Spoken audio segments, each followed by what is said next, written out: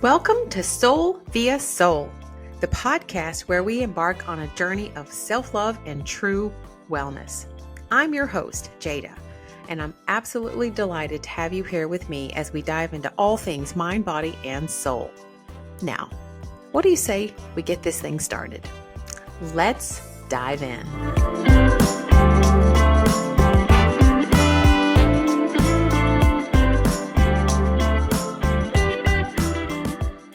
Welcome to Season 2 of Soul via Soul, the podcast where we talk about all things wellness. Now, Season 2 is going to start off a little differently because there's just a lot going on in my personal life, and it can't help but bleed over into my professional life. But I think it's actually going to be something that's going to be, I hope, educational for all of us. So, have you ever wondered, is this it to life? Like, is there more? Am I missing something? Because it just seems like it's autopilot, rinse, wash, repeat. Now, I have come to the stage in my life. Now, I've also heard that there's a lot of 30 and 40-year-old having, quote, midlife crises, but I guess we could fairly say that I'm midlife. I mean, that would be awesome if I were to live to 100 and have my health and senses about me. I could even say I'm on the other side. I'm on the back 40, the back 9 of life, which is a little hard to even admit. But with that comes this pause in life.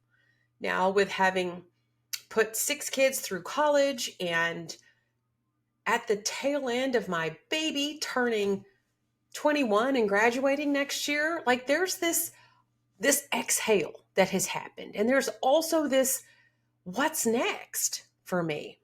There's this letting go of my defining role as a mother, although I'm always going to be a mom. I'm not wiping hindies and tucking people into bed anymore. What's next? What's next for me personally? What's next for Sylvia's Soul? What's next for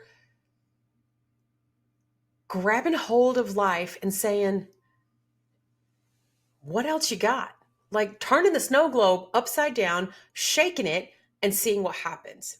Now, I have to admit, I've done this a few times in my life, which is why, even though it's terrifying as we step into this next chapter, it's also exciting and exhilarating, and it makes me feel like I'm on the starting line of the Ironman again, where there's this sense of fear, excitement, a little bit of apprehension, but also this knowing in your bones that this is what you need to be doing in that moment. So I'm going to back up a little bit. So actually what happened is, as my husband and I started talking about what is our life going to be in this next chapter? What is it going to look like? How are we going to show up? How are we going to serve? How are we going to actually turn up the dial, shake our lives, and go, what else is in there? There's more in there that I want to do, explore, be, create, love. And that's going to come with letting go of everything that we hold familiar. Because how else do you get to the razor's edge of life without making some big drastic moves that put you into the discomfort? Because we do not grow when we're comfortable. And I have to admit, life had gotten comfortable. We had accomplished everything we wanted to do, and rebuilding our farmhouse, it was like done. Basically, we could sit back and enjoy it now. And something felt off about that. We looked at each other and we started thinking, what's next? Do we need to do another race? Do we need to start a business? Do we need to, what is next? And we started investigating What would it look like if we leaned into our soul's calling? And again, I've done this a few times in my life where I have literally, like a flying squirrel, jumped off the edge of the branch and just hoped to God that the wind would catch me and I wouldn't fall on my face. And every time I trusted, every time I leaped, every time I moved from the space of my heart center and jumped, my life got better. Because it's on the other side of fear that we find and meet who we really are. When we let go of the familiar, when we embody what it is to literally step into the unknown and say, universe, catch me, because here we come. So in this year-long quest of really sort of diving in and asking each other those big questions like, what are we going to do? What's next for us? What's on the other side of us shaking up our lives and doing something bold? And what ended up happening is we decided to take a trip. We took a 3 long vacation trip to Portugal, which I didn't even know where Portugal was on the map, I am ashamed to say, until we took this trip. But we really just picked a spot and went. And what happened changed our very being. Now, health and wellness is my jam. It's what I do. It's what I teach. It's what I'm passionate about. And mental health and wellness combined with physical health and wellness is all about soul via soul. That's the whole idea. But suddenly it flipped. It's always been that our souls, the sole of our feet, were the way that we find our soul's essence. Yes, and that is true. What we eat, how we move our body, all of that is true. But now all of a sudden, I also saw the other side of this, how my soul, my SOUL, the essence of who I am, was now dictating where my souls were going to go, where I was going to walk into next, leading with my soul's desire, my soul's passion. Now, and what I'm about to tell you may sound a little drastic. I get it. And it's not for everyone. I get that too. But there might be some nuggets and pearls that will help you maybe challenge and shift some of the things that you're holding on to in your life that feel familiar and safe because it's all you've ever known. And when we let go of the things that are familiar and safe, what happens is that we open up our hands to receive. And when we open up our hands to receive, fully trusting that the things that we want are going to be dumped into them, there's a shift that happens. There, you move into a new space. Going to Portugal changed us.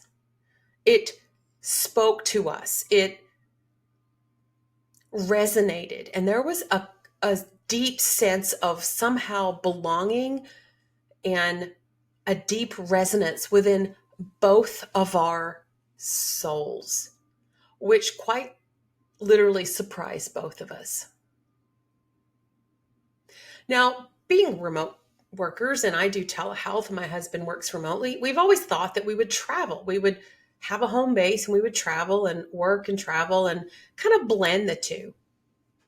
But suddenly it became actually a lot more economically viable to live there and come here and do the reverse. And suddenly the whole world opened up, and suddenly all of the possibilities of what that could look like became a very scary possibility.